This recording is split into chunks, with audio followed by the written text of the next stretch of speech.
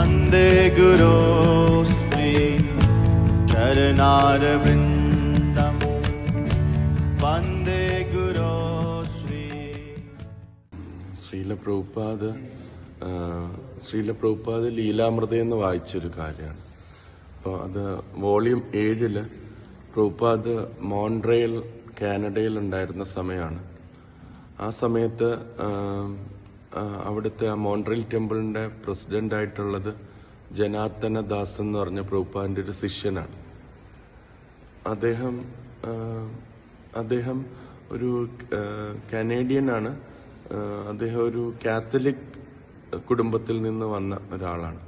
അപ്പോൾ അദ്ദേഹത്തിന്റെ ഒരു ആഗ്രഹം എന്ന് പറഞ്ഞാൽ അവിടുത്തെ കാത്തലിക് ആയിട്ടുള്ള എല്ലാ സ്ഥലങ്ങളിലും പള്ളികളിലുമൊക്കെ ഈ കൃഷ്ണാബോധം പ്രചരിപ്പിക്കണം എന്നൊരാഗ്രഹം ഉണ്ടായിരുന്നു.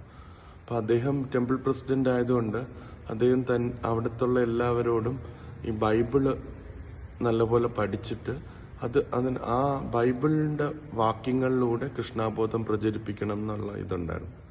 പ്രഭുപാദ് വന്ന സമയത്തും അദ്ദേഹം അങ്ങനെ ചെയ്തിരുന്നു. അപ്പൊ പ്രഭുപാദ് അത് അക്സെപ്റ്റ് ചെയ്തു. അത് ശരിയായ രീതിയിലുള്ള പ്രചരണമാണെന്ന് അക്സെപ്റ്റ് ചെയ്തു.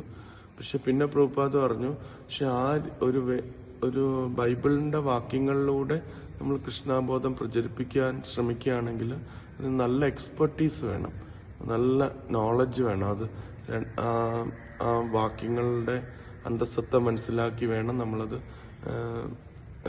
പ്രചരിപ്പിക്കാൻ. എന്നിട്ട് പ്രഭുപാദ് പറഞ്ഞു, ബെറ്റർ നമ്മൾ എങ്ങനെയാണ് ഈ കൃഷ്ണാബോധം പ്രചരിപ്പിക്കേണ്ടതെന്ന് വെച്ചാൽ ഒരു നോൺ സെക്ടേറിയൻ ആയിട്ട്, അതായത് ഒരു വിഭാഗത്തിലും പെടാത്ത ആ ഒരു പരിശുദ്ധമായിട്ടുള്ള ആത്മീയ തത്വമായിട്ട് വേണം പ്രചരിപ്പിക്കാൻ എന്നുള്ള ഇത് പറഞ്ഞു. എന്നിട്ട് പ്രഭുപാദ് പറഞ്ഞു, ഹിന്ദുക്കളുടെ ഇടയിലും ക്രിസ്ത്യാനികളുടെ ഇടയിലും മുസ്ലിംസിന്റെ ഇടയിലും ഒക്കെ ഈശ്വര ബോധമുണ്ട്. പക്ഷെ ഇവിടെ ഈ കൃഷ്ണാബോധത്തിൽ നമുക്ക് തരുന്നതെന്ന് പറഞ്ഞാൽ പരിശുദ്ധമായിട്ടുള്ള ഈശ്വരബോധമാണ്. ഒന്നും പ്രതീക്ഷിക്കാതെ ഈശ്വരനെ സ്നേഹിക്കുക എന്നുള്ള ആ ഒരു ടീച്ചിങ് ആണ് നമുക്ക് പഠിപ്പിച്ചു തരുന്നതെന്ന് പറഞ്ഞു.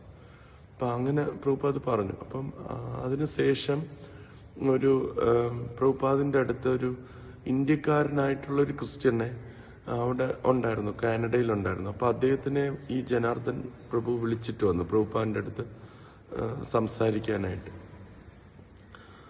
പ്രഭുപാദ് ആദ്യം മുതലേ എല്ലാ ശിഷ്യന്മാരോടും പറയാമായിരുന്നു, നമ്മൾ ഈ സെക്ടേറിയൻ റിലീജിയൻസ് ആയിട്ടുള്ള ക്രിസ്ത്യൻസിനെ കുറിച്ചോ ഹിന്ദുസിനെ കുറിച്ചോ മുസ്ലിംസിനെ കുറിച്ചോ അനാവശ്യമായ കമന്റുകളോ അനാവശ്യമായ അവരെ താഴ്ത്തി പറഞ്ഞുകൊണ്ടുള്ള അത് ഒരിക്കലും ചെയ്യാൻ പാടില്ല എന്നുള്ളത് പ്രഭുപാദ് പറഞ്ഞിട്ടുണ്ട്.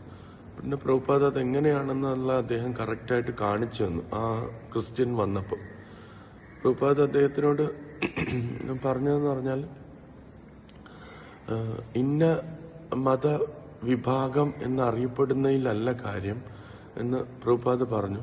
എന്നിട്ട് പ്രഭുപാദ് പറഞ്ഞു, ഒരു മതത്തിന്റെ യഥാർത്ഥമായിട്ടുള്ള മൂല്യം എന്ന് പറഞ്ഞാൽ ആ മതത്തിനെ പിന്തുടരുന്ന വ്യക്തികൾക്ക് ഈശ്വരനോട് പരിശുദ്ധ സ്നേഹം ഉണ്ടാകുന്നുണ്ടോ എന്നുള്ളതാണ് അതിന്റെ യഥാർത്ഥ മൂല്യം എന്ന് പ്രഭുപാദ് പറഞ്ഞു.